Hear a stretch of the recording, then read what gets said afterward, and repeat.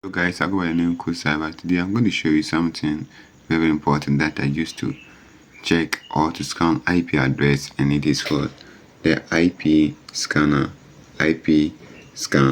So let's open it and find out how it looks like, the interface, and some of the things that we need to know.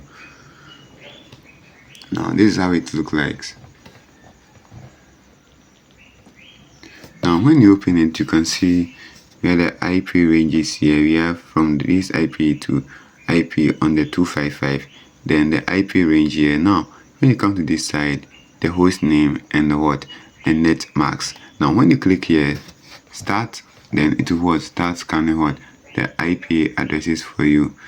To start, you can see the reading over here and you see how it is good. Now that is how the IP scanner works. I go by the name Koscyber. Welcome to my channel. See you in our next video. Stay safe and stay informed. Protect your IP address from hackers. Thank you. Bye.